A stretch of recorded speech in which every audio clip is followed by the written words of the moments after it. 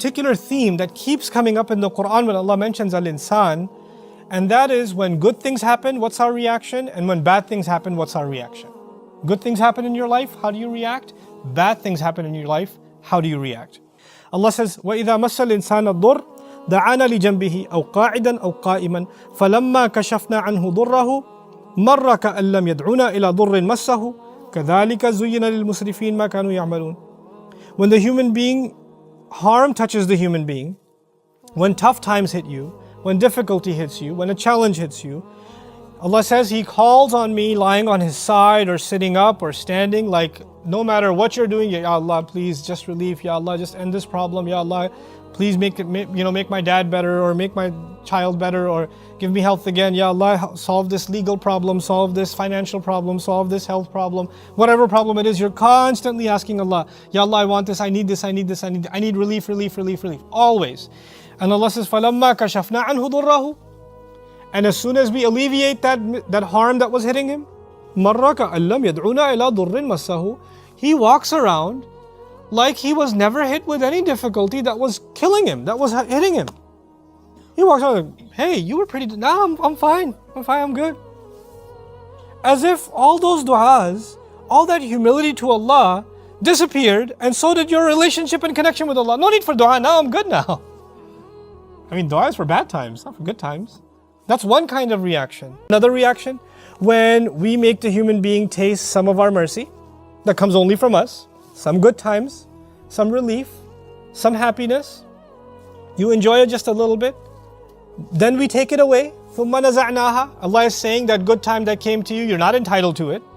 My health, my money, your money, my house, whatever I have, whatever loved ones I have, the people in my life, the things in my life, and my own being are not my property. Allah gave them out of a mercy only from Him, not because I earned them. And so He pulls back some of what is actually His, not mine. I wasn't entitled to it. But when He does, إِنَّهُ لَيَئُوسٌ كَفُورٌ, he becomes completely void of hope, extremely depressed. Nothing is good in my life.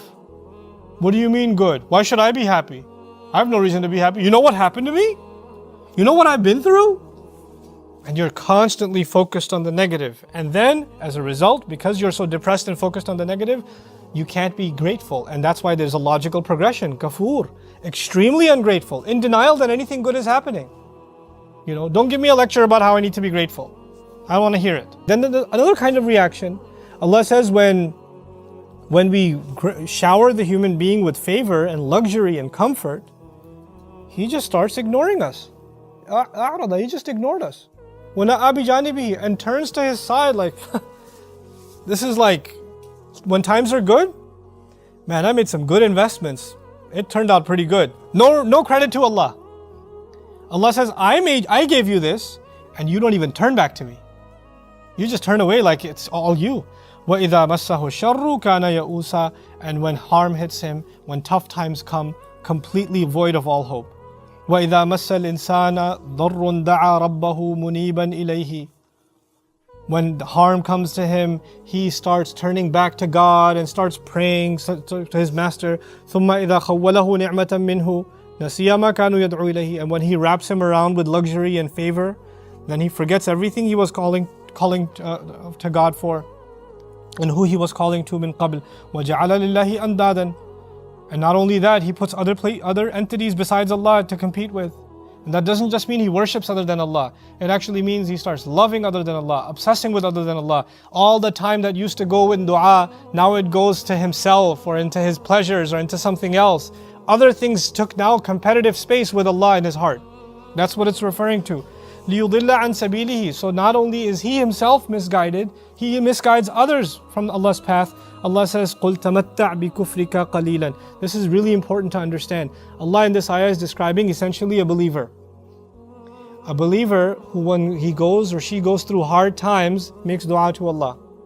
When they make dua to Allah, other people see them making dua to Allah, and what are they inspired to do? Also make dua to Allah. When you see someone in difficulty making dua to Allah, you are inspired to come closer to Allah also.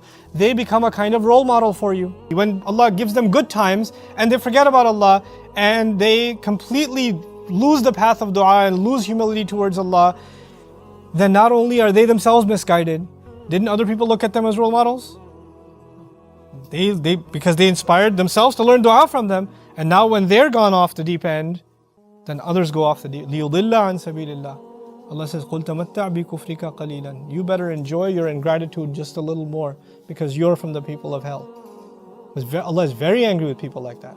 May Allah protect us from being from them. He says, when harm comes, He makes dua to us. When I wrap Him around, when we cover Him completely and envelop Him in favor, He says, all of this favor came to me because of knowledge I have. I was given all this because I'm a genius. That's why. بَلْ هِيَ فِتْنَةٌ. It is nothing but a trial. You earn nothing in life because you're so smart. All of it was just a test. وَلَكِنَّ أَكْثَرَهُمْ لَا يَعْلَمُونَ. Most of them don't even know. There's another human tendency. Some people, they love asking Allah for good things.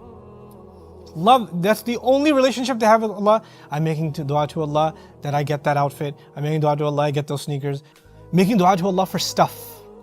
All the time dua to Allah for stuff. And when you say, hey, is that the only stuff you make dua to Allah for? Yeah, what? I'm supposed to ask Allah, right? I'm being religious. You're religiously materialistic. Right? You're just asking Allah for stuff and stuff and stuff and stuff. And you know, when you ask Allah for things like, Ya Allah, pass me in the test, Allah pass me in the test, and then you fail. Because only thing you ever asked Allah for was dunya related. And does Allah always give you dunya when you ask for it? No. So you don't get it. Then what happens? And as soon as Allah, because you're only asking for worldly things, and He won't give you, then you become void of hope, completely depressed. What's the point of dua anyway? I made dua and I still failed. You know, I made dua and I didn't achieve what I was hoping to achieve. So what's the point of dua now? I tried it, it doesn't work for me. As a matter of fact, things are much better when I don't. I feel happier. I know how you feel happy, I get you.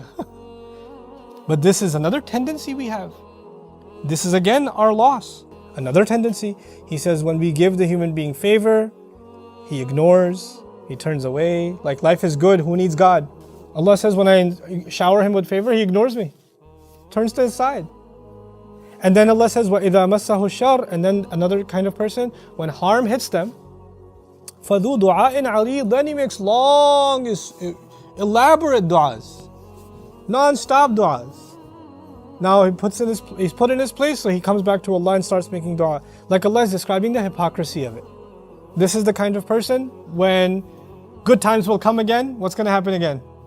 Well, I needed religion for that time, I can go back to my old state now, you know? And if we make human beings taste any mercy from us, any even little bit, they get overjoyed. فَرِحَ بِهَا. Temporary happiness. And as soon as some calamity hits them because of their own sins, because of what they've done themselves, human beings then just tend to be extremely ungrateful. All the good that Allah has ever given them, forgotten. And of course, this is the tendency that we talked about previously in a previous discussion in Surah Al-Fajr, that when Allah gives him good, he says, Allah is really good to me.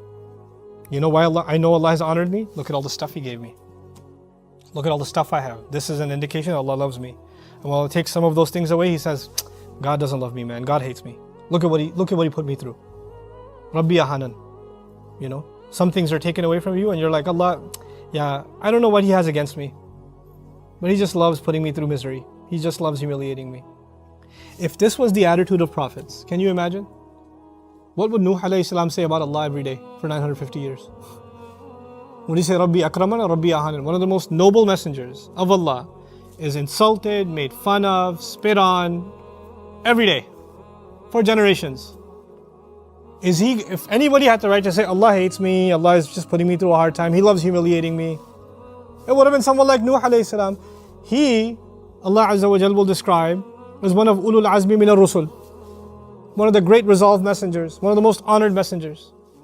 Why is it that your difficulty and mine, that people put us in, or we put ourselves in, is translated into Allah put me in this? Allah humiliated me. You know? And the only way Allah is good to me is if my worldly life becomes better. That's the only way for me to know Allah is good to me. In other words, we've become materialistic even in our relationship with Allah. This relationship is supposed to be spiritual, and it itself has become, based on material parameters.